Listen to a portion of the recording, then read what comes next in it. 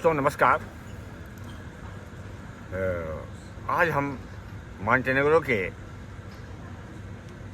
बुडवा fort और Adriatic सी के बिल्कुल बगल में बैठे हुए हैं।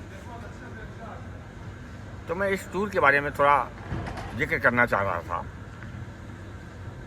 वीडियो तो आप लोग देख ही रहे हैं, जो फुटेजेज हैं सीनरी के, लेकिन एक इस टूर में एक नया अनुभव मुझे मिला 92-93 देश घूमने के बाद। ऐसा कभी पहले नहीं हुआ था,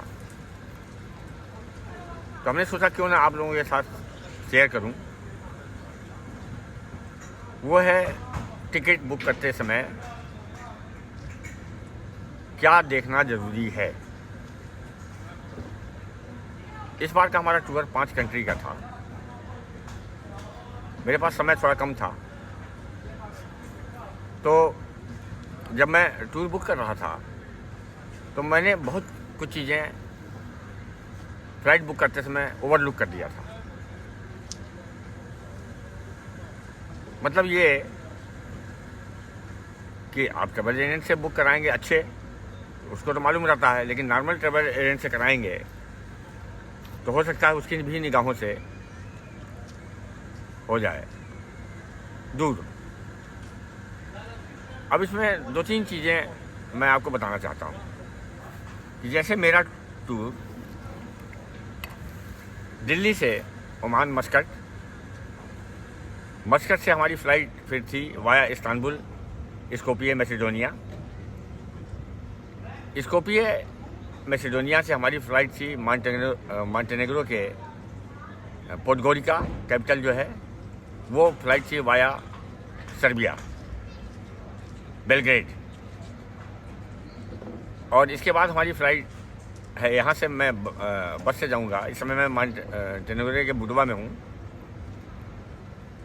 और यहाँ से मैं जाऊँगा अल्बेनिया तिराना बाई बस। 5 घंटे की जर्नी है, 4 से 5 घंटे बॉर्डर क्रॉसिंग इमिग्रेशन मिला करके। और वहाँ से फिर हमारी फ़्लाइट है वाया इस्तांबुल कतर दोहा। फिर दोहा से डायरेक्ट फ़्लाइट है इंडिया की। तो जब मैं फ़्लाइट बुक कर रहा था, जनरली मैं बहुत एक्सरसाइज करता हूँ, लेकिन इस बार नहीं कर पाया। दरअसल जब आप फ़्लाइट बुक करते हैं तो 4 तरह के वीज़ा होना ज़रूरी है। 4 में से कोई भी है, या तो उस कंट्री का वीज़ा हो आपके पास, या अगर आप ट्रांजिट कर रहे हैं तो आपके पास ई वीज़ा हो, या वो कंट्री इंडियन पासपोर्ट होल्डर के लिए फ्री हो, या ऑन अराइवल वीज़ा हो आपके पास। अगर फ्लाइट लिंक्ड नहीं है, अभी बड़ा कन्फ्यूजन है यहाँ।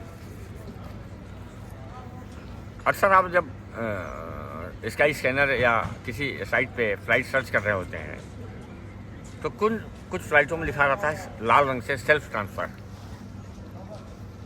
अब सेल्फ ट्रांसफ़र में 2 चीज़ें हैं बहुत महत्वपूर्ण, कि वो जो है सेल्फ ट्रांसफ़र सेम फ्लाइट की है या फ़्लाइट डिफरेंट है। तो अगर फ़्लाइट सेल्फ ट्रांसफ़र की सेम है, सेम कंपनी है, तो ज़्यादा दिक्कत नहीं आती है। या तो आपको लेओवर मिल जाएगा वहाँ पे, जिसमें आप इंटरनेशनल ट्रांजिट या ट्रांसफ़र के थ्रू जा करके, और 2 बोर्डिंग पास शुरू से ही आपको मिल जाते हैं। लेकिन अगर फ़्लाइट डिफरेंट है और सेल्फ ट्रांसफ़र लिखा आ रहा है तो आप बिल्कुल सतर्क हो जाएं, क्योंकि जहाँ पे आप ट्रांजिट कर रहे हैं वहाँ आपके पास उस कंट्री का वीज़ा होना ज़रूरी है। जैसे मेरा फ़्लाइट मस्कट से स्कोपजे था मैसेडोनिया वाया इस्तांबुल,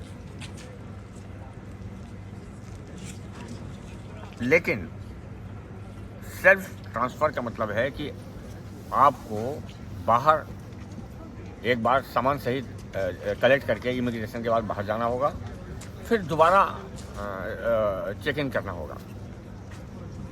तो उस स्थिति में आपके पास या वो कंट्री आपको वीज़ा फ्री हो आपके लिए, और नहीं तो आपको ई वीज़ा लेना पड़ेगा पहले से या ऑन अराइवल।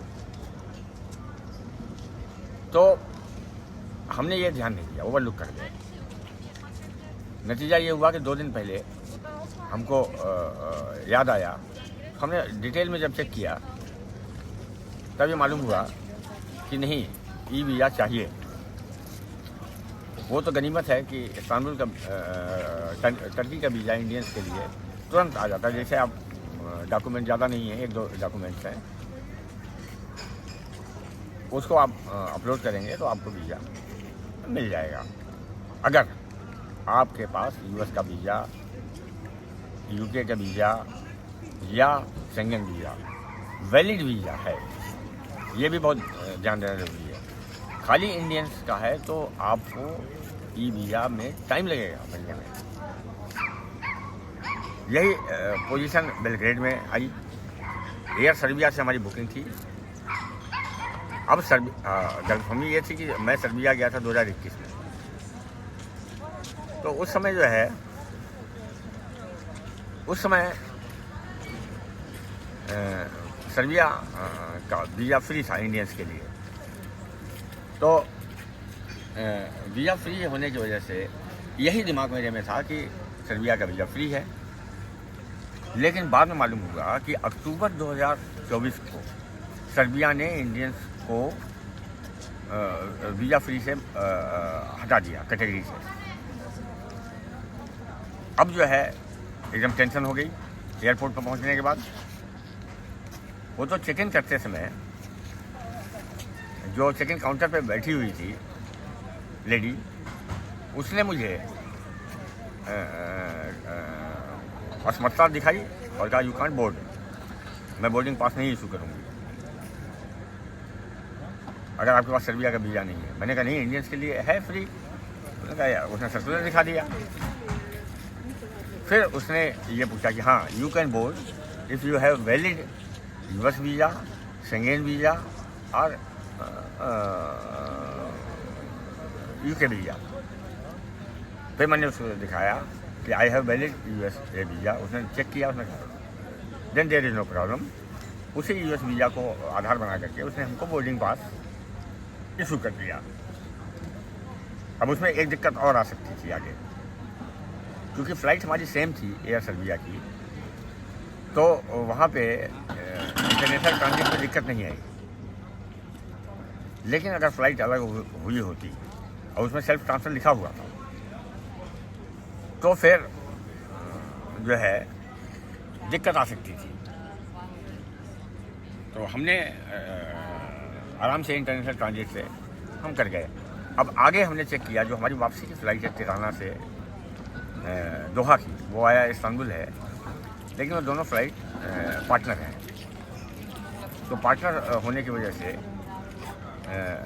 उसमें जो है इंटरनेशनल ट्रांजिट की परमिशन है और ले ओवर 2 घंटे का है, तो उसमें कोई दिक्कत नहीं आएगी। अब मैं आप लोगों को इसलिए आगाह कर रहा हूँ कि यह बिल्कुल सुनिश्चित कर लें कि अगर आपके पास ट्रांजिट फ़्लाइट है तो वो कहीं सेल्फ चेकिंग की तो नहीं है, या नॉर्मल ट्रैवल एजेंट से अगर आप टिकट बुक कराते हैं तो वो बेवकूफ़ बनाने के चक्कर में, क्योंकि बहुत सस्ती होती है फ़्लाइट, और सस्ती फ़्लाइट के चक्कर में वो आपको फंसा देते हैं। भाई नॉर्मल फ़्लाइट विद बैगेज आपको 40,000 की अगर मिल रही है, तो जो सेल्फ चेकिंग वाली फ़्लाइटें होती हैं वो आपको 20-22 हज़ार की मिल जाती है। तो आप इस झांसे में बिल्कुल ना आएं, और बिल्कुल सुनिश्चित कर लें कि अगर रेट से सेल्फ ट्रांसफ़र लिखा हुआ है तो आप यह देख लें कि जिस कंट्री से आप ट्रांजिट कर रहे हैं उस कंट्री का आपके पास वीज़ा वैलिड है या नहीं है, मतलब मीन्स फ्री है या जो भी है, अनराइवल ई वीज़ा जो भी मतलब है आपके पास। अगर ई वीज़ा है तो आप पहले से अप्लाई करके ले लीजिए। तो मेरा यही कहना था आज के इस टॉपिक में कि इतना अनुभव होने के बाद 93 कंट्री घूमने के बाद मेरे साथ ये समस्या कभी नहीं आई। ये पहली बार आई है। लेकिन नया आदमी या जो 2-4 कंट्री घुमा है उसे प्रॉब्लम हो सकती है। तो एक तरह से ये ट्यूटोरियल वीडियो था जिसे मैं आज अपलोड करना ज़रूरी समझा।